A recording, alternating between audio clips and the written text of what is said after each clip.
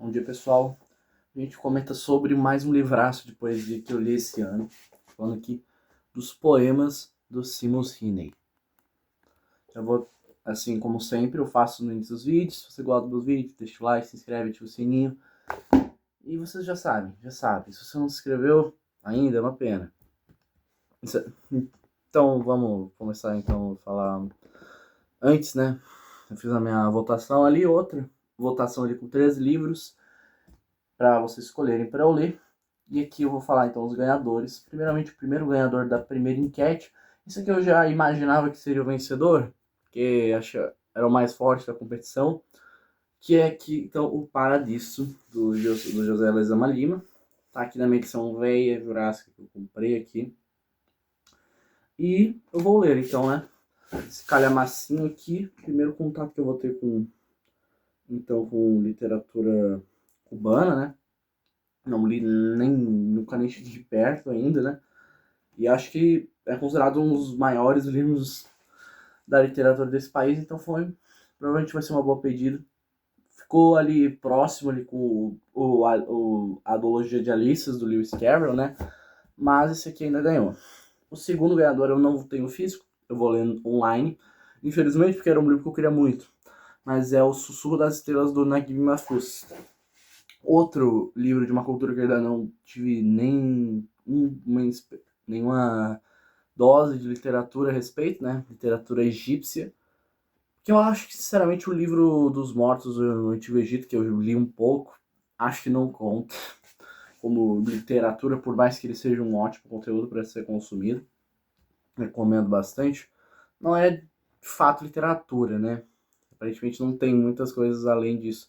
Isso aparentemente nem é um grande livro, né? É um livro meio que póstumo, uns pedaços do autor, que é uma pena, né? Parece uma cultura muito interessante. Eu conheço bastante cultura egípcia, mas nada de, no caso, mitologia nessas coisas. E não literatura, então é uma boa oportunidade. E o último, que eu não esperava que fosse ganhar, tá? Eu pensava que era um livro impopular, mas aparentemente gosto que o público aqui do canal goste de livros estranhos, que nem eu. Ainda mais que nós temos nesse balaio matando um livro difícil e literatura nacional, porque é extremamente raro de se encontrar hoje em dia, né? Então estamos falando aqui de Avalovara, do Osman Lins. Inclusive, essa foi a primeira edição da Pinard que eu comprei na minha vida. Primeira vez que eu compro um livro dessa editora. Podia ter comprado o Paradiso, que acabou de lançar por eles, também. Mas, né, esse aqui até foi R$ 50, né? Foi um negócio usaço que eu consegui com essa edição. Até tem uma etiqueta aqui dizendo que essa outra aqui estaria tipo R$ 600. Não sei se. Pior que tá muito bom, bom estado essa aqui. Enfim, consegui muito bem. E aqui, então o último vencedor que eu vou ler aqui das enquetes vai ser o Avalovara.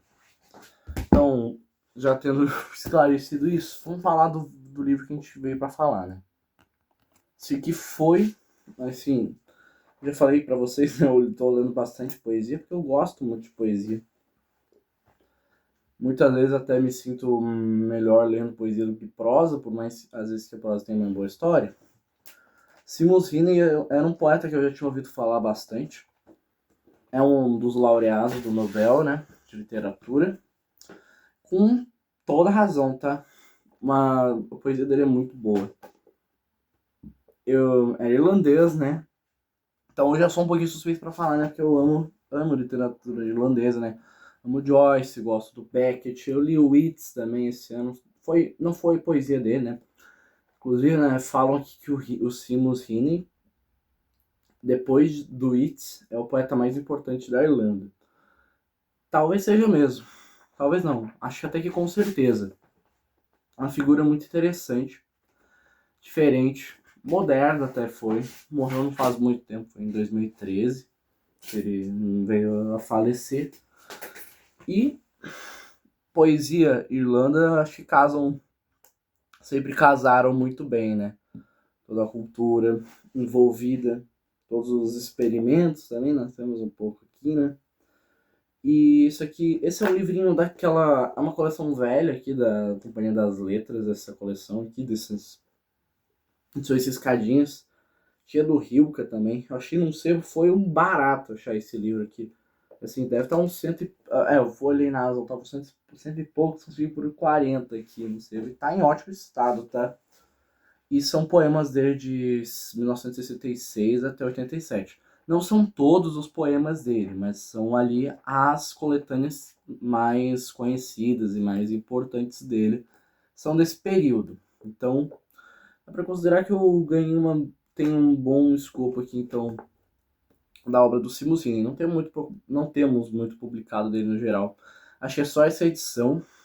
Acho que deve ser muito bom em inglês, porque poetas e prosadores irlandeses geralmente têm coisas muito particulares na sua prosa e na sua poesia, em seus escritos, envolvendo a sua ligação com a língua inglesa. Isso aparentemente também é o caso do Seamus Heaney. Então, não me vai ser ruim caso eu queira ler livros no original. Muito pelo contrário, provavelmente vai ser uma experiência bastante proveitosa. Mas ainda assim a tradução aqui, deixa eu ver quem é. José Antônio Arantes. Foi uma boa tradução, achei interessante. Essa edição também tem bastante notas, tá? Então ajuda bastante, tem um bom prefácio, também tem um pós-fácil. Enfim, fala um pouquinho. O Seamus Heaney tem uma poética bastante interessante.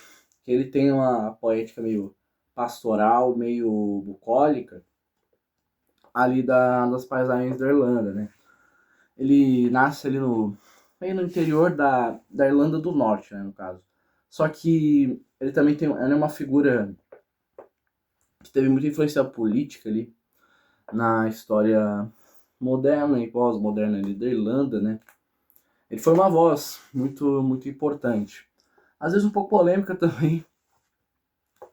Escritores e poetas irlandeses sempre são bastante nacionalistas e sempre têm uma imagem muito forte da própria nação, que é muito bom. Eu pessoalmente gosto dessas vozes e desses posicionamentos, geralmente. Seamus Heaney, ele trabalha muito então, como eu disse, com a natureza e também com vários aspectos dela, tanto bons quanto ruins, aspectos sobre a humanidade. Ele foi professor ali de Harvard por um bom tempo, ele era professor de literatura, ele também estudava bastante história, então tem muito pegada ali, assim como o Yeats também nesse negócio de arqueologia irlandesa, Joyce, o Flann O'Brien, que eu já falei aqui também. A esposa dele também tinha esse pé na literatura e também publicava coisas envolvendo mitos antigos. Então ele sempre tem essa veia poética dele.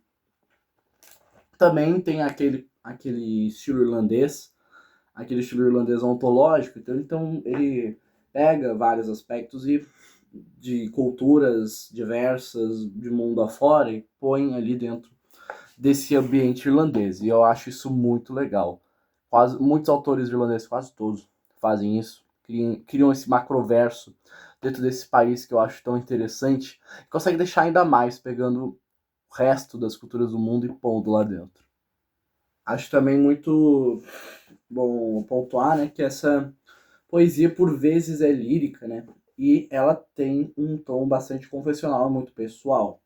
Diferente de outros poetas ali do mesmo período, que nessa estética eles tentam recriar mitos literais, ter personagens complexos e arquetípicos, o Heaney ele vai basicamente tornar ali fazer da sua poesia o seu diário e também abordar assim, os temas que ele estuda, outros na poesia, como eu disse, arqueologia, o estudo psicológico, filosofia e sociologia, ele também vai abordar na poesia dele. E então essa poesia dele, por vezes, vai ter um tom confessional ou bastante pessoal. Vai ser bem por muitas vezes. Às vezes, então ele vai dar alfinetadas, às vezes vai ser uma poesia inteira sobre um tema confessional, que às vezes também vira um ensaio um ensaio poético, às vezes. E eu acho bem interessante. Nesse livrinho que eu tenho, ele tem aqui as seguintes coleções de poemas dele, que é o Death of a Naturalist, que é o mais conhecido dele, né? Também é o livro que deu o Nobel para ele, né? O livro que foi laureado junto dele. O Porta para a Treva, o Wintering Out, ou Sobreviver ao Inverno, Estações, Norte, Trabalho de Campo, Sweeney Sem Rumo, olha o Sweeney, e aí de novo várias vezes o Sweeney aparece, né? O Ira das Estações e A Lanterna de Piurito. Então todas essas coleções de poemas que tem nesse livrinho aqui da Companhia das Letras. Duas coisas que eu queria pontuar sobre os. Eu até li, não é o nome deles, se pronuncia Shimas. Shimus Hinen, não Simus. Enfim, primeiro que ele é uma pessoa bastante, por vezes, humorada e por vezes ele vela o sofrimento dele, ou pelo menos mascara ele com a poesia. Isso eu acho muito interessante. Então, por vezes, de um jeito bem mais leve, lírico e menos associativo do que o Paul Celan, por exemplo. E bem menos brutal, né? Ele não sobreviveu a Shoah, né? Mas ele pega experiências traumáticas e faz poesia com o pé no drama e no cômico para processar certos acontecimentos. Eu acho isso muito divertido. E segundo, que ele é uma pessoa completamente descontraída. Não à toa tem no prefácio fala sobre o negócio do... Quando ele foi laureado com o Nobel, ele é uma pessoa completamente descontraída. Ele sabia que ele tinha ganhado o Nobel, ele só foi viajar com a esposa pra Grécia, ele nem sabia que tinha ganhado o prêmio. Ainda falaram ligando pra ele, nossa, mano, você foi laureado com o prêmio Nobel de Literatura. Ele ficou, beleza, nossa, ganhei o prêmio. Fala primeiro então sobre o Death of a Naturalist, né, que é a primeira coletânea de poesia dele. A gente vai, como eu disse, ele vai ter esse pé muito grande na poesia, perto da poesia bucólica, né, mas para esse ambiente da Irlanda.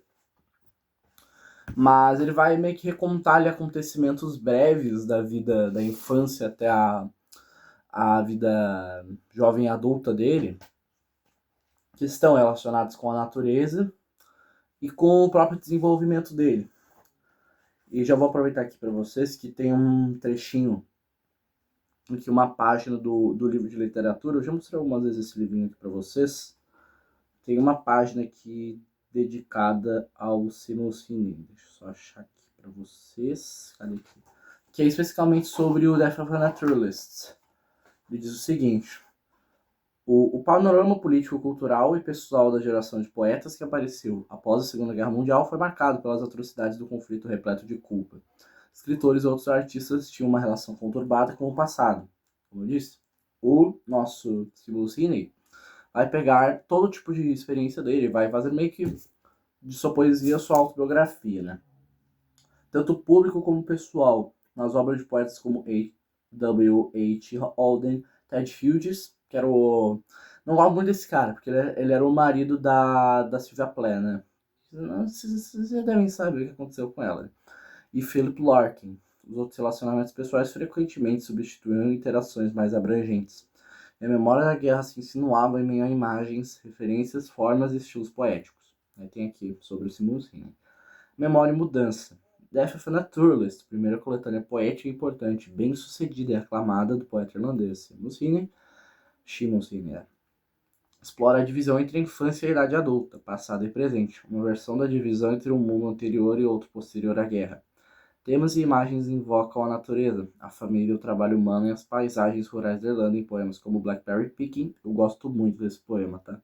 E Turning Day, sem progressão narrativa exata. Os 34 poemas da coletânea giram em torno de elementos similares em estilo e temática, com imagens naturais utilizadas para destacar efeitos da guerra sobre os espaços externos e internos. A gente tem uma coisa de comparação, assim, da figura de linguagem, né, metáfora, que ele compara muitas coisas da natureza com elementos armamentistas. Eu acho que daqui a pouco vocês vão estar vendo isso. No segundo poema, Death of a Naturalist, o garoto encontra sapos posicionados como granadas na lama, rompendo a conexão rural infantil relacionada à natureza. Passado também encarnado por meio dos membros da família de Heaney, em especial seu pai, Indigging, que é o poema que eu vou falar daqui a pouco. Ele mostra sua ligação atualmente ultrapassada com o trabalho manual e o conhecimento sobre antigas práticas cotidianas, ao lembrar seu pai cavando a terra para colher batatas e seu avô revirando o solo em busca de turfas. O trabalho deles, do final, não parece tão diferente do de Heaney, o que ele, quase se desculpando, reconhece ao escrever a seus antepassados mais telúricos e úteis. Entre o polegar e o indicador, aconchega-se a caneta, com ela hei de cavar. Confrontar o passado por meio da escrita parece ser a única maneira de lidar com seus legados e suas consequências. Então, como eu disse, como já foi exemplificado aí no textinho do livro, o nosso Seamus Heaney é uma pessoa que processa o passado através da poesia. Isso vai se manifestar de outras formas, mas especialmente aqui, falar que alguns poemas, especialmente o Death of Naturalist, que é o principal, né? Eles vão falar então do Digging aqui, recitar aqui para vocês. Entre o dedo e o dedão a caneta, parruda pousa, como a arma pega. Sobre minha janela, um som raspante claro, quando a pá penetra a crosta de cascalho, meu pai cavando, olho para baixo. Até seu dorso reteso entre os canteiros encurvar-se, brotarem 20 anos atrás, dobrando-se em cadência nos batatais, onde estava cavando. A chanca aninhada no rebordo, o cabo, alçado contra o joelho interno com firmeza. Ele estirpava talos altos, em cavo fio luzidio, para espalhar batatas novas que colhíamos, adorando a fresca dureza nas mãos. Por Deus, o velho sabia usar uma pá, tal qual o velho dele. Meu avô cortou mais turfa num dia, do que outro homem no pântano de Toner. Uma vez levei leite numa garrafa, mal rolhada com papel. Ele aprumou-se para bebê-lo e em seguida pôs-se a talhar e fatiar com precisão, lançando torrões dos ombros, indo mais embaixo atrás, da turfa boa, cavando. O cheiro frio de barro de batata, o chape e o trape, de turfa empapada, os curtos cortes de um fio. As raízes vivas despertam em minha cabeça, mas pá não tenho para seguir homens como eles. Entre o dedo e o dedão a caneta, parruda pousa, vou cavar com ela. Vocês viram que a tradução é um pouquinho diferente do livro de literatura, eles fazem uma tradução livre. Eu sei te falar, né? Eu tinha esquecido desse detalhe, mas essa edição também é bilíngue, tá? A edição aqui fica aqui com o poema traduzido, e eu achei meio paia isso, tá? Eu não me importaria de comprar um livro mais caro de 600 páginas e tivesse, assim, os outros poemas em inglês diagramados normais, mas eles estão aqui, fileiradinho, como se fosse um texto em prosa, mas... Enfim, vocês já deram para perceber aqui como esse poema fala sobre a mudança, né, de papel nas pessoas. E isso é bastante identificável, tá? A gente tem, então, os pais trabalhadores, aquelas figuras imponentes e sustentadoras do lar, e o filho que vira escritor e se sente, questiona se a sua posição é tão válida quanto as dos homens que provém o lar, provém dessa maneira forte. E o Seamus Heaney, ele era bem criança, então quando começou a Segunda Guerra, ele nasce em 1939, então ele passa ali os seus primeiros 6 anos de vida durante a guerra. E a Irlanda, tecnicamente, não é para sofrer tanto com a guerra, mas como a Irlanda está sempre no mesmo balaio que a Inglaterra, você já deve imaginar que a longo prazo as consequências seriam complicadas, né? E daí Seamus Heaney vai acompanhar de perto todos os movimentos modernos, envolvendo Irlanda do Norte, Irlanda e todo o Reino Unido, né? O ator, ele se mete em algumas polêmicas por causa disso, mas ele é uma figura bastante interessante, bastante coerente, eu diria. Enfim, ele vai ter esses... Também tem sobre sentimento de vergonha, sobre seu lugar no mundo, sua forma de expressão, comparada com a das outras pessoas. E o Death of a Naturalist, que é um poemaço também, vou ler aqui para vocês. Morte de um naturalista. O corador de linho cerava no coração, da aldeia o ano todo, verde cabeçudo linho. Lá apodrecera, dobrado com o peso de torrões. Dia a dia sufocava sob o sol punitivo. Bolhas gorgulhavam brandas, varejeiras urdiam. Vigorosa gaze de som ao redor do fedor. Havia libélulas, borboletas furtacor. Mas melhor do que tudo era a cálida e grossa baba. As ovas das rãs crescendo como coágulo de água.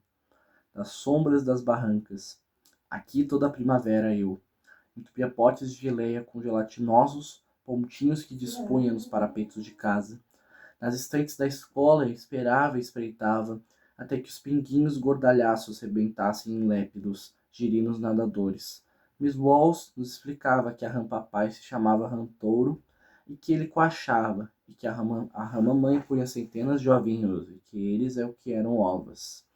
Vocês podiam distinguir o tempo pelas rãs também, porque elas eram amarelas no sol e marrons na chuva. Então, num dia quente, quando a relva dos campos cheirava a esterco de vaca e rãs raivosas invadiram o coradouro, me esgueirei por sebes debaixo de um coacho crasso que nunca escutara antes. O ar estava cerrado com um coro baixo. No fundo das barrancas, da barranca rãs pançudas se aprumavam em torrões. Os papos, panos pulsando, umas pulavam, o baque e o chape um obsceno ameaço. Outras na pose de granadas de lama, a cabeça obtusa peidando. Enjoei, voltei e corri. Os grandiosos reis da vaza ali se congregavam para a vingança e eu sabia que se mergulhasse a mão, as ovas a agarrariam. Acho que aqui para nossas terras tupiniquins, eu não lembro se é do Mário Quintana ou do Manuel Bandeira. Vocês me corrijam. Eu acho que é do Manuel Bandeira. É aquele poema O Sapo, sabe? Aquele poema que foi recitado lá na Semana de Arte Moderna, né? Enfim, a gente tem o mesmo. Até um bem mais avançada pra mim, na minha opinião, bem melhor. Até com essa tradução muito boa, que é essa ambiguidade da natureza. É bonita, admirável, mas por vezes nojenta, por vezes hostil. E que, para uma criança, talvez seja um pouco complicado entender que a natureza, por mais que ela nos provenha as coisas, ela não se importa, pelo menos não tem alguém em específico que seja preferido, mas que ainda assim deve ser algo que deve ser respeitado. Vou ler também o Blackberry Picking, que foi um dos poemas que eu mais gostei aqui, que eu acho muito bom. E é pro Philip Hobsbawm, né? Ele é dedicado. Também é uma figura interessante lá da Universidade de Oxford, né? Filósofo, sociólogo, enfim. Fim de agosto, em semana de pesadas chuvas e sol. As amoras pretas vinham maduras. Primeiro, coalho vivo púrpura, uma só, entre outras rubras, verdes, duras como nó. Comia-se a primeira, a polpa doce qual, vinho encorpado, havia nela sangue estival, tingindo a língua e dando uma ânsia de colher. As rubras tilintavam-se a gana era comer, com vasilhas de leite, ervilha e gelatina, onde a silva fere e a relva alveja as botinas. Pelos campos de feno e milho e batateiras, colhíamos até as vasilhas estarem cheias, até os fundos tilintantes se cobrirem, com as verdes e em cima torvas bolhas a arderem. Qual o prato de olhos, as mãos pungindo com picos, as palmas como as de barba azul, num só visco.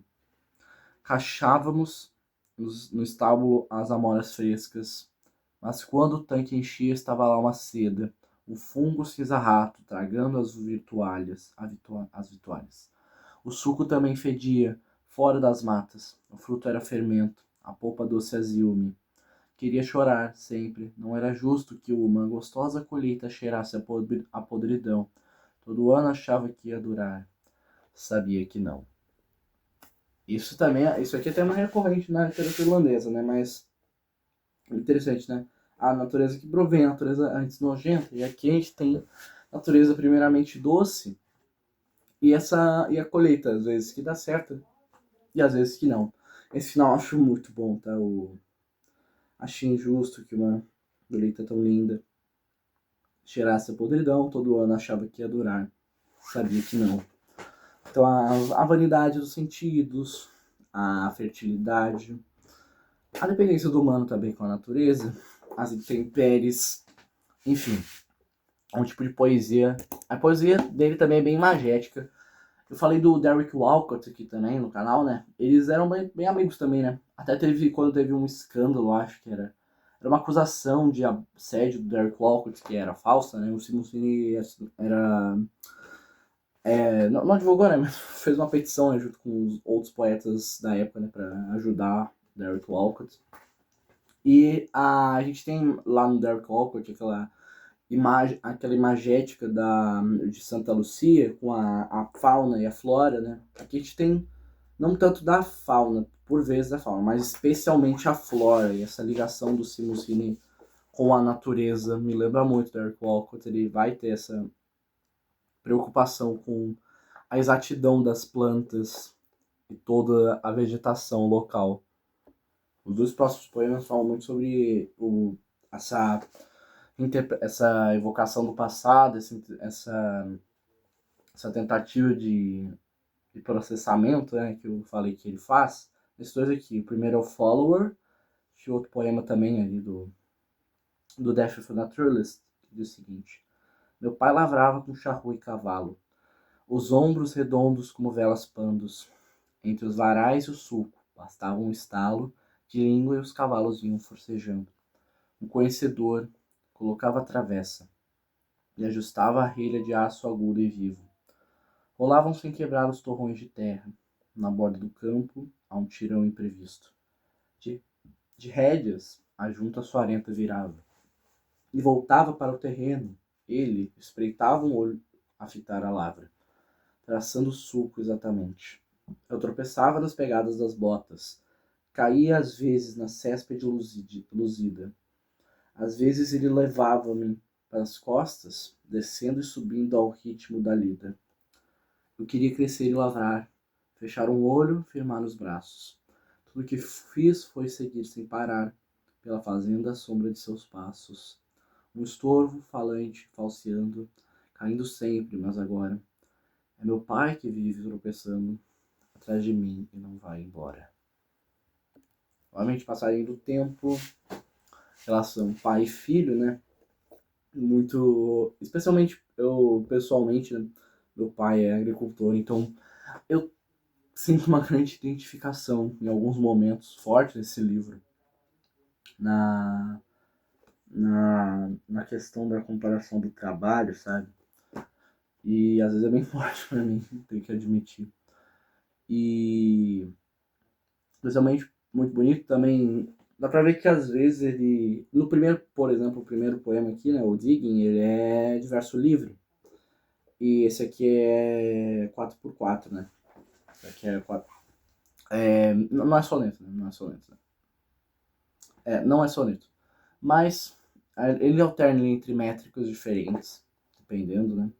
Alguns poemas dele são quase prosa em alguns momentos. Lembram bastante a métrica do Walcott, no Homero, às vezes. E às vezes é com rima e também às vezes é sem rima. Esse aqui era com rima, por exemplo. Esse aqui também é um dos mais fortes aqui desse livro, do Death of a Naturalist, que é o Midterm Break. Break. Eu vou ler ele aqui pra vocês então. Passei toda a manhã na enfermaria do colégio, contando os sinos a repicarem no fim das aulas. Às 2 os vizinhos me levaram para casa. Na varanda encontrei meu pai chorando. Ele sempre enfrentara enterros sem se perturbar. E Big Jim Evans dizendo que era um revés terrível. O bebê rolava, ria, embalava o carrinho. Quando entrei, fiquei desconcertado com os velhos, que se levantavam para me apertar a mão. E falar que tinham pena do meu penar. Cochichava-se aos estranhos que eu era o mais velho.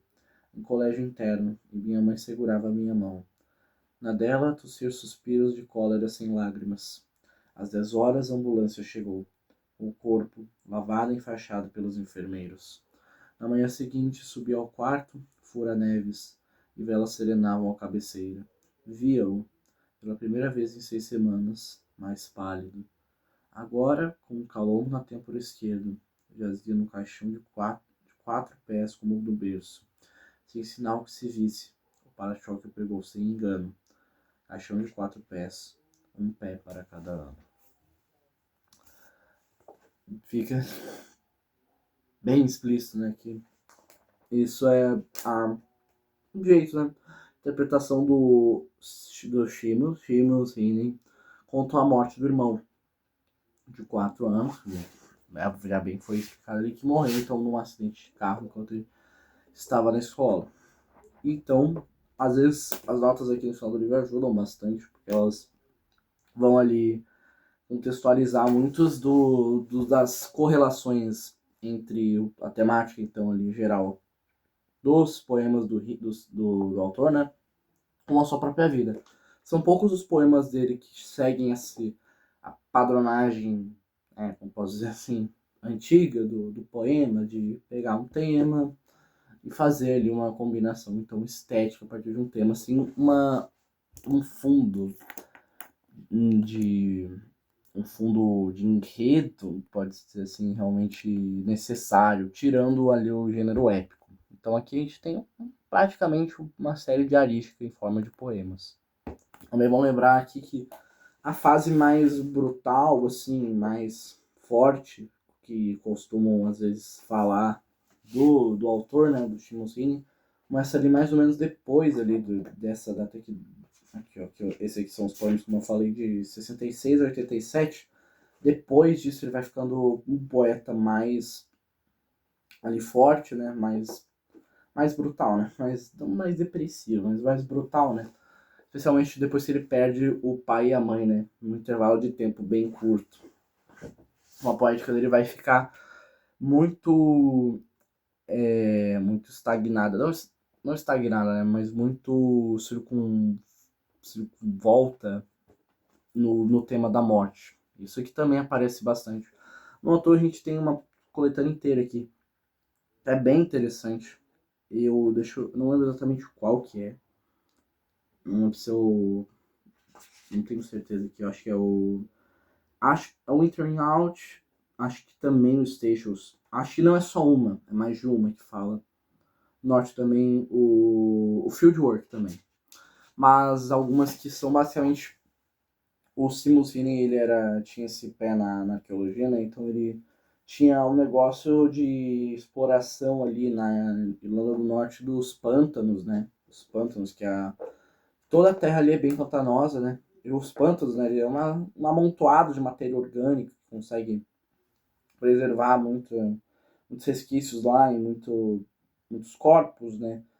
Então o Heaney ele estudava muitos cadáveres que eram deixados lá, tanto antigos quanto de mortes recentes, né? Era estudado, né? Então basicamente ele vai pegando essa coletânea desses cadáveres, ele vai fazendo poemas um para cada um. E daí às vezes quando ele tem um fundo de verdade, sabe quem que é a pessoa, ele faz um poema sobre aquela pessoa mesmo. E outras ele especula, quando ele não sabe exatamente sobre quem é que é a pessoa. E muitas pessoas de fato identificavam, porque tivemos muitos conflitos armados ali entre Irlanda e Irlanda do Norte, o IRA, essas coisas. E muitas pessoas que o Simonsine conheceu morreram nesses tipos de conflitos.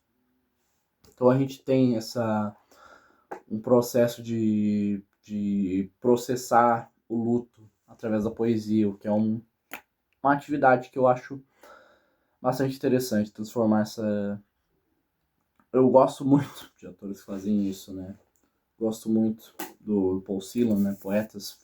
Poesia é uma grande... É um bom método artístico para se extravasar as suas dores, junto com a pintura também, com a música. E poesia faz isso muito bem, Simon Sinek também. Obrigado. Conseguiu fazer um projeto estético maravilhoso com as suas dores. Então por muitas vezes a poesia dele transita meio entre no caso o Derek Walcott, como eu falei, ele tem essa paisagem e a crítica social também, né, a denúncia social.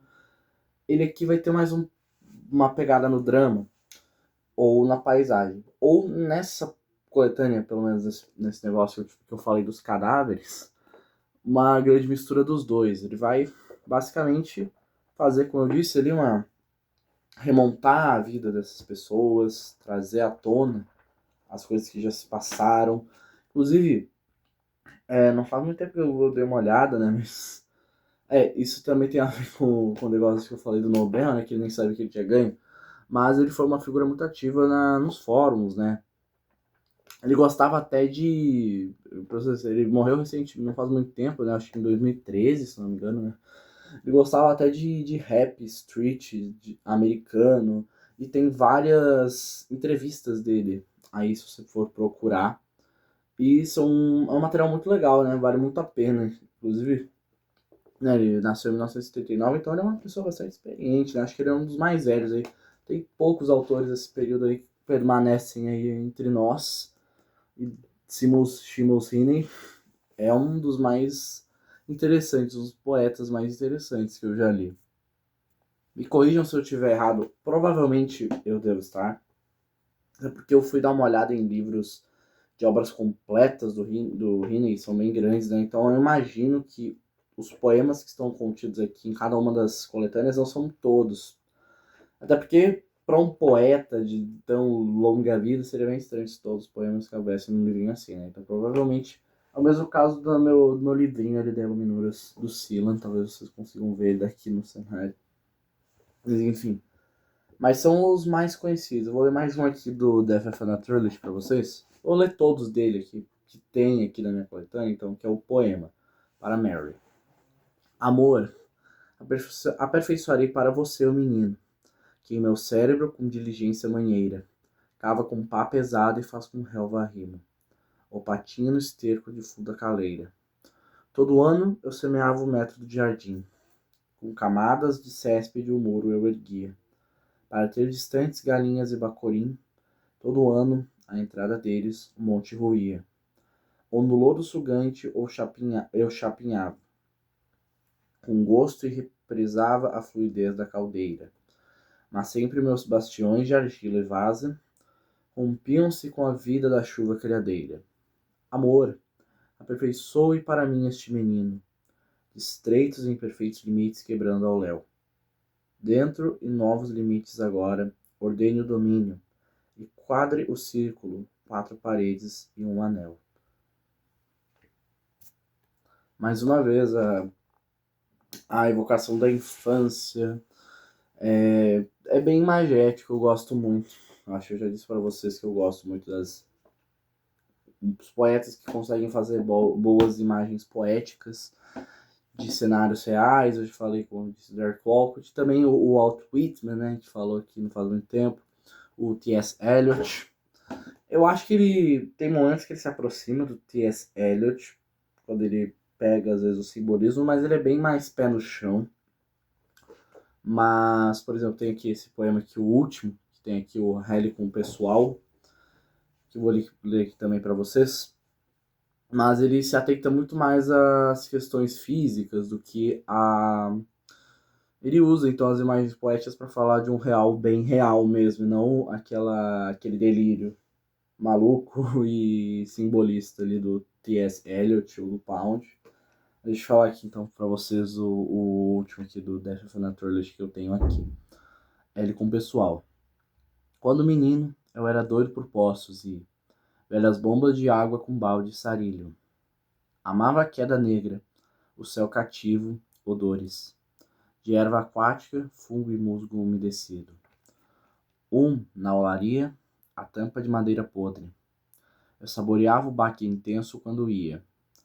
A pique o balde na extremidade da corda, tão fundo que reflexo nele não se via. Um raso embaixo de um fosso de pedras secas. Frutificava como todos os aquários. Você extirpava longas raízes da vasa, e no fundo surgia um rosto branco aos pairos. Outros, com ecos, devolviam nossos berros. Uma nova e clara música, e um outro era tetro. Porque, do meio de daleiras altas e fetos, saltava um rato que estapeava meu reflexo. Agora, remexer raiz, tocar o limo, perscrutar olho grande narciso, nascentes. É abdicar de adulta dignidade. Rimo para me ver, tornar as trevas ecoantes. Helicon, para quem não sabe, é uma dos montes ali da Grécia, e bem ali no estilo do Parnaso também, né? Ele é uma montanha com templos, né, dedicados a Apolo, né? Deus da arte, né? Um dos suas muitas incumbências, né? Ele fala um pouquinho sobre o seu processo artístico, né?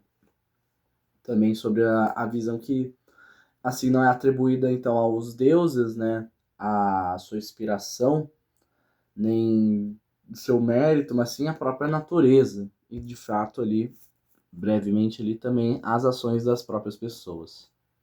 Vale lembrar que Seamus Heaney é mais um daqueles poetas ingleses que, por mais que tenha ali o seu, seu lado ali extremamente irlandês, né? E tenha, então, sua grande naturalização envolvendo a própria língua, né? Escreve em língua inglesa e tem aspectos muito singulares, fonéticos e gramaticais da sua poesia voltados para o inglês, que tornam, por vezes, complicado de traduzir, mas essa edição aqui é muito boa, como eu disse aqui para vocês já, faz muito jus ao poeta, mas também ajuda, né? Eu falei que tem os poemas aqui bilíngues, e vale a pena muito, além de você ler isoladamente, você comparar as duas versões, em que cada uma tem os seus critérios, seus méritos, mas é excelente você ter as duas partes e as interpretações próprias que podem ser adquiridas pelo tradutor, porque no fim, eu já disse aqui bastante que o melhor tradutor é aquele que se torna invisível na tradução e que dá pleno espaço para o próprio autor da obra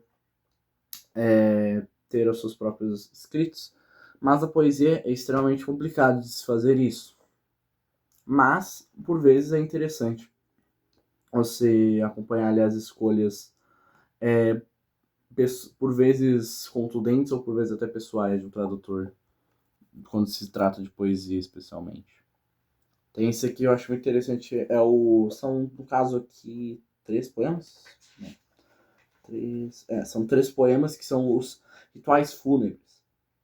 Eles são divididos em 3 partes e eles têm uma música muito interessante, que assim termina ali, são longos, né? Até porque isso também remete aos próprios rituais fúnebres irlandeses, né? Que eles são praticamente festejados, né? E sim, eu ainda, sei lá, faz 2, 3 meses que eu terminei de ler Finnegan's Wake que eu não consigo tirar as associações daquele livro da minha cabeça. Eu sei que isso praticamente seria inevitável lendo mais coisas de irlandeses, mas ainda assim. Vou ler esse aqui pra vocês, que é o Rituais Fúnebres. Assumi uma espécie de virilidade quando entrei para erguer os caixões de parentes mortos. Foram colocados em cômodos maculados, as pálpebras brilhantes, as mãos branco-massa agrilhoadas com rosários. Os inflados nós dos dedos tinham desenrugado as unhas, enegrecidas os pulsos, obedientemente oblíquos. O manto castanho doce, o leito de cetim alcochoado. Ajoelhei cortesmente, admirando tudo, enquanto a cera derretia e veiava as velas, as chamas vacilando para as mulheres vacilando. Atrás de mim, e sempre, num canto, a tampa do caixão, as cabeças dos pregos decoradas, com cruzinhas cintilantes, caras máscaras de pedra-sabão. Beijar as frontes de iglu tinha que bastar, antes de baterem os pregos e de a negra geleira de cada enterro ser carregada. Daí tem o número 2. Hoje, quando chega a notícia de cada assassínio amistoso, ansiamos cerimônia, ritmos costumeiros. Os passos temperados, o cortejo dando a volta. A cada casa de janela fechada, eu restauraria. As grandes câmaras de banho. Prepararia um sepulcro sob as pedras alveoladas, de ruelas e atalhos. Carros de família ronronam e se põem em fila. O campo inteiro em sintonia com o abafado zumbir. De 10.000 motores, mulheres sonambulentas, deixadas para trás, vagam por cozinhas vazias. Imaginando nosso lento triunfo, rumo aos túmulos, silencioso como uma serpente, em seu bulevar herboso. O cortejo arrasta a cauda, além da bocaina do norte, enquanto a cabeça já adentra o limiar megalítico. E o último nessa parte: quando tiverem posto a pedra, de volta na entrada, viajaremos de novo para o norte, passando os fiordes de Strangcorlin. A ruminação da memória, minorada por essa vez arbitragem, de contenda aplacada, imaginando aqueles sob a colina, dispostos como Gunnar, que jazia formoso, em seu monte sepulcral, embora morto por violência. Referência à saga de Inhal, né, esse aqui. E não vingado. Dizia-se que ele entoava versos sobre honra, que 4 lumes ardiam nos cantos da câmara, que se abriu então, no que ele virou, com um jubiloso semblante, para contemplar a lua. Explora muito também esse vazio deixado pela morte, que pode ser preenchido por algo ou alguém, mas que se demora para acontecer. O próprio envolvimento da natureza na morte, a gente tem as plantas surgindo no meio, a decomposição, os animais surgindo, então dá para sentir toda a parte orgânica enquanto você lê. E essa vê como às vezes ele consegue transitar, né, entre o natural bem natureba e o mórbido mesmo, como poemas desses aqui. E que vai contra bastante, né? Ele tem esse negócio de falar de diversas formas dos aspectos culturais da Irlanda, e é bem diferente, né? Porque aqui a gente tem os irlandeses como realmente tem essa visão contrária, e muitos povos nórdicos ali, descendentes dos vikings, fazem do Valhalla, da festa com a morte, mas os símbolos Hinin não, eles veem a morte de fato como algo terrível, pelo menos quando não se ocorre de forma natural, quando se põe a tragédias talvez naturais e a própria relação do Hinin com a natureza, ou quando é a própria mão humana quem traz ela, que muitas vezes sabemos que de fato é a mão humana quem traz a morte. Como eu disse também, o Hinin ele presta muita homenagem a figuras mortas, mas muito do entorno dele. E ele, assim, sonda a despedida dessas pessoas que ele conheceu e eterniza elas na poesia. Por exemplo, tem esse aqui, o poema, que é o Vítima. Ele escreve assim, em homenagem a um vizinho dele, que era... Eles nem eram tão conhecidos, mas eles eram ali amigos de infância. E este vizinho acabou morrendo num atentado do IRA ali em Belfast. E ele faz aqui um poema, se alonga bastante até, em homenagem a essa pessoa. Eu vou ler aqui para vocês. Bebia sem parceiro e pedia mais um, pontando a prateleira com o dedo gasto, sem nunca levar a voz. Rum com groselha ou a cerveja escura, só com um levantar de olho num discreto gesto, que raspar colarinho. Fechando o bar, galocha e boné de pala. Ia, noite chuvosa dentro, vivendo de pensão. Mas bom para o batente, eu gostava do jeito. Seguro, mas matreiro, tato cara de pau. Olhar de pescador, ligeiro e costas atentas, como compreenderia esta outra minha vida. Às vezes, no tamborete, cortando a canivete, um naco de tabaco. E sem me olhar no olho, na pausa após um trago, aludia à poesia. Ficávamos eu e ele, e sempre diplomático e sem superioridade, eu achava um jeitinho de falar de enguias, de cavalo e carreta, ou dos membros do IRA. Mas também na minha arte, as costas dele atentam, morreu numa explosão. Bebendo em toque de recolher que outros acataram, 3 noites após matarem os 13 homens em Derry. Para as 13, nos muros, Bogside 0. Na quarta-feira, todos prenderam a respiração, trêmulos. Dia de frio, silêncio, úmido, sotaína e sobreperiz ao vento. Debaixo de chuvas e flores, caixão após caixão, boiavam pela porta, da catedral lotada, qual ramos em água lenta, o funeral incomum foi se desfraldando, imbricando, entesando, até nos atar e prender. Irmãos em confraria, mas não ficaria em casa, nem por sua própria gente. Fosse ameaça ao telefone, bandeiras pretas drapejando. Eu o vejo entrando naquele ofensivo bar bombardeado, remorso e terror fundidos. Do rosto ainda reconhecível, o afrontado olhar encurralado, cegando com clarão. Percorrera quilômetros, pois bebia como peixe. Toda noite, naturalmente, nadando rumo à isca. De locais quentes e claros, mar e murmúrio foscos, a deriva entre copos, na fumaça gregária. Que culpa tinha ele, na última noite em que rompeu nossa cumplicidade de tribo?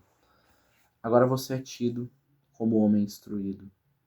Ouço dizer, para isso, não tenho a resposta certa. Não pude ir ao enterro. Os quietos participantes e os falantes de um lado, deixando a rota dele e se unindo ao respeitável ronron do carro fúnebre. Andam em ritmo igual, com a habitual e lenta consolação de um motor vadio. A fileira erguida, mão sobre punho, frio sol. Na água, a terra, confinada sob a névoa. Manhã, em que ele me levou em seu barco, a hélice rangendo, girando, indolentes braças brancas, e em que provei a liberdade. Sair na matina, mudar, com firmeza o curso da quilha, desprezar a pesca e sorrir, ao sentir um ritmo embalando a gente, milha após lenta milha, dentro do refúgio da gente, algures bem longe do outro lado. Espectro que fareja a aurora, cambaleante em chuva de meia-noite, interrogue-me de novo. Então, vários dos poemas do Heaney servem quase como um epitáfio para várias pessoas. E, assim, não é tipo aquela coisa que, sei lá, do Celan, que eu amo tanto, que ele não especifica, ele generaliza o luto para todos os seres, todas as pessoas que compartilharam daquela dor insuportável que foi o Holocausto para ele. O Heaney não, ele é extremamente específico. Ele se dedica a cada pessoa que partiu, né, compor poesia para essas pessoas. Quase uma... Eu esqueci o nome, mas tem um nome grego, um romano muito específico para... em que costumavam, de fato... não lembro exatamente, acho que tinha tanto artistas se dispunham a própria família a fazer isso, quando se tinham então artistas na família do falecido, quanto encomendado para fazer poesias em homenagem à pessoa que morria. Ele também, como eu disse, pega ocasionalmente, para além da vida urbana irlandesa da época dele, ele também vai pegar os mitos, né? E claro, a gente tem de novo aqui o Sweeney, né? Já comentei sobre o Sweeney, eu acho, no vídeo um pouco de outros poetas, já falei às vezes do Yeats, não fiz vídeo do Yeats, mas tem vídeo do Yeats. Já falei do Yeats com o Sweeney, tem o Sweeney na obra do Flann O'Brien, acho que no Joyce, não lembro exatamente, mas acho que sim, no Beckett provavelmente também. E temos um poema também, envolvendo o Sweeney aqui, né? Ele tem uma lenda aí, né? Não sabe a veracidade se ele de fato existiu, mas ele era um rei louco que acabou enlouquecendo no meio de uma batalha e foi viver no meio do mato. Então a gente tem um poema, o último poema de Sweeney, né? No caso a gente tem uma série de poemas do nosso Sweeney que basicamente narra um pouquinho sobre a sua...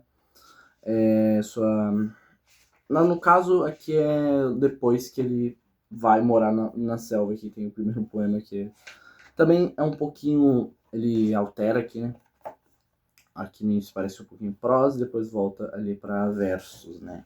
E estrofes. Deixa eu ler aqui para vocês. Sweeney louva as árvores. Chegaram ao fim a época de colheita e Sweeney escutou um grito de caça vindo de um grupo da borda da floresta. Este deve ser o clamor dos Uifaolan, em seu encalço para me matarem, disse. Assassinei seu rei em Moira e esta horda clama por vingança. Ele escutou o bramido do cervo e escreveu um poema no qual louvou todas as árvores da Irlanda e narrou algumas de suas privações e pesares, dizendo: Súbito este balido e bramido no vale, o cervozinho tímido, qual músico e alarme. Vibra-me as cordas da alma, o agudos saudosos refrões. Cervo em minhas perdidas montanhas, congrega-se no plano. O frondoso e basto roble é sobranceiro na floresta. Os rebentos de aveleira escondem doces avelãs. O amieiro é seu dileto, sem abrolhos na vereda, um suco de humana bondade percorrendo sua seiva. O abrunheiro é um cofo denteado, a que os abrunhos dão meia tinta. Verdejante agrião telha poços, que o melro bebedor visita. De talos folhosos dulcíssimos, ervilhacas forram o atalho, e a escorcioneira é meu deleite, e também o morango bravo. Baixos arvoredos de macieiras rufam frutos quando sacudidos. Amoras escarlates coagulam, como sangue nas sorveiras bravas. Silvas se espiralam em sendas, arqueiam uma esganagata. Tiram sangue furtivas, se enroscam para fazer o próximo ataque. O teixo em todo o adro envolve a noite em sua coberta. Era um sombrio espírito da floresta. Azevim levanta o quebra-vento, porta no rosto do inverno. Sangue vital na haste da lança, a fibra de freixo mancha. Bétula glabra e bendita, deliciosa aragem. Galhos altos a coroam a rainha das árvores. O chopo perde a cor e sussurra, trambolha. Mil caudas de vapor disparam por suas folhas. Mas o que mais me molesta, na frondosa floresta, é o dobre e redobre de um bastão de roble. Tem uma parte do What's Into Birds, do Flann O'Brien, eu vou fazer vídeo desse livro até o final do ano, que tem o Phil McClough, tem aquele xerife não, né, mas enfim, aquele maluco ali que fica andando de cavalo ali no faroeste, né, o americano, e mais vários personagens fictícios criados pelo Trellis, né, no Two Birds. Eles contam, né, a história do Sweeney naquele livro. E a gente tem várias sessões deles louvando a natureza, né, em formato de poemas muito parecidos, inclusive. Não tenho uma grande certeza que maior... Quer dizer, na verdade tenho, sim, né? Tenho. É bem parecido mesmo, porque tem aqui a versão em inglês e eu li o What's Into Birds em inglês. São todos adaptações, existe um texto meio que original ali, mas cada um tem o texto do Flann O'Brien, ele é bem mais cômico, né, obviamente, aquele cara é completamente hilário, enquanto do nosso Heaney aqui ele é bem mais natural, bem mais descritivo e bem mais nacionalista. O Flann O'Brien ele brinca bastante naquele outro livro sobre. E olha que o Heaney nem é da Irlanda, né? Ele é da Irlanda do Norte. E não é tão suposto assim que na verdade, nem bem menos, na verdade, suposto que esses dois se deem tanto. No campo literário, talvez, né? Mas o campo civil, que também, e político, também religioso, que o Heaney também era muito ativo, não é se é suposto que irlandeses e irlandeses do norte se deem muito bem, mas eles tinham uma grande atividade literária, né? Era grande fã do Yeats, teve com o Beckett, enfim, muita gente ali da época. E o autor ele também morou em Dublin por um bom tempo. Nesse processo também que o Heaney tem de escavar o passado, né, obviamente, ele também vai fazer críticas, assim como boa parte dos autores dessa época. Ele também estava ligado ao Derek Walcott, como falei, que critica ali bastante o colonialismo ali em Santa Lúcia. Ele também vai falar dos ingleses, né, sempre alfinetando ali de leve. Tem o primeiro poema, primeiro que a coletânea é o Sobrevivendo ao Inverno, eu tinha falado, são de vários aspectos que tornavam, né, a vida dos irlandeses precária, né? Tem a crise das batatas, tem vários problemas financeiros, as crises políticas de sucessão, tem o Parnell também, que a gente já falei bastante nos vídeos do Joyce, né, sobre ele. Tem esse poema que eu acho bem interessante, é o Roble de Turfeira. São ali, a turfeira, árvores, elas eram muito utilizadas, um dos principais materiais para se extrair e marcenaria e construção, né, que era explorado pelos ingleses ali em território irlandês. Então vai ter o poema aqui, o Roble de Turfeira. Troféu de carreteiro, que eles também é um objeto, né, que em vez de se permitir ali os irlandeses utilizarem sua madeira para construir as suas coisas, ajudar na sua sobrevivência, os ingleses utilizavam para coisas bastante fúteis, né, e não necessárias. Então, troféu de carreteiro, fendido para caibros, costela de anos madura, negra e cheia de teias.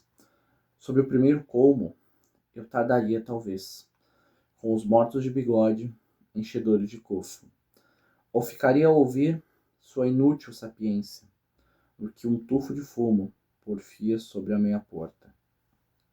E uma garoa abruma a borda do carreadouro, o carril amolecido, não reconduz aos robledos, aos cortadores de visco, nas verdes clareiras.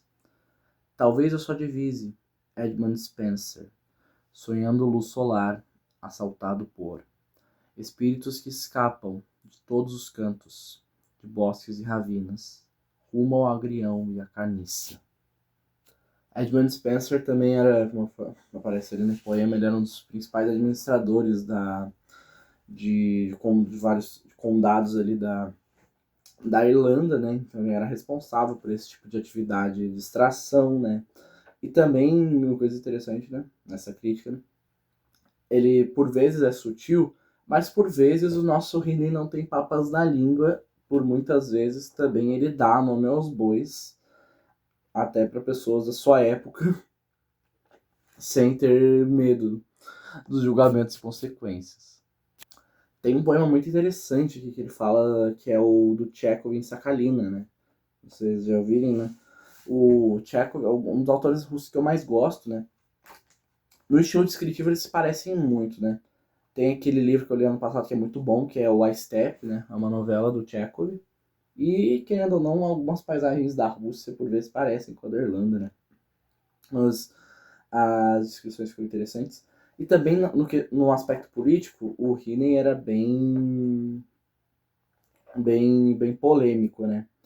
E daí tem o livro do Chekhov, que é um dos poucos livros longos dele, mas que é um livro muito interessante. Eu ainda não li, mas é A Ilha de Sakhalina, que ele vai para um local que era um campo, praticamente um campo de concentração, nesse local, Sakhalina, e ele relata aquele local, ele vai como jornalista só para poder documentar como é que era lá dentro. Então tem um poema do Rini em homenagem ao Chekhov, em que ele diz o seguinte: desse modo, ele iria a medicina honrar. Também o Chekhov era médico, né? Então ele ia, além de como jornalista, ele ia como médico. Mas antes o conhaque bebeu frente ao mar, de costas para o que levara e que eram provas, a cabeça oscilando livre como as troicas.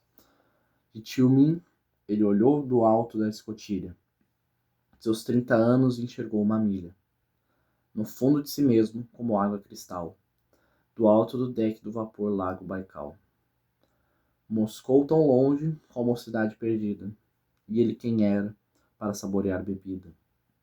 Fina que os literatos, pasmos afinal, enviaram com ele a colônia penal. É uma colônia penal, né? Eu esqueci o nome exato, mas sim, era uma colônia penal que chamavam nessa. Ele que, digamos, nasceu sob o balcão, por isso ao menos soube apreciá-lo. Não. Chantre algum a voz plena junto à iconostase, alcançou o júbilo mais santo do que ele desta. A garrafa aquecendo e luzindo como diamante. Num salão, um atrevido e jovem decote. Inviolável e provocante, a garrafa esfriou ao sol da meia-noite. Ao se reequilibrar e quebrá-la nas pedras, ela tiniu como de um condenado aos ferros. que o acossavam.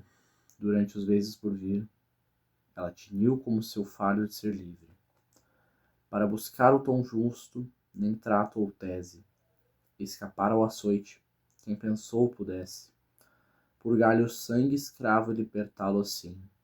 Toldou um condenado guia em Sakhalin. Tem outros poemas aqui que são especialmente lindos aqui, que é o Clareiras. São poemas que o Kina escreve em homenagem à mãe dele, após a morte dela. Vou ler o último deles aqui para vocês. Vou tentar, acho até ler em inglês para vocês. Perdoem minha pronúncia ruim. Não ruim, talvez, mas mediana, talvez. Eu leio primeiro em inglês, depois eu leio em português, então. I thought of walking round and round the space, utterly empty, utterly sauce, where the decked chestnut tree had lost its place in our front hedge above the wallflowers. The white chips jumped and jumped and skidded high.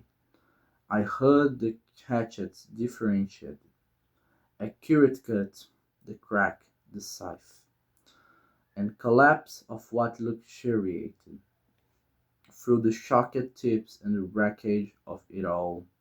Deep landed and long gone, my coval.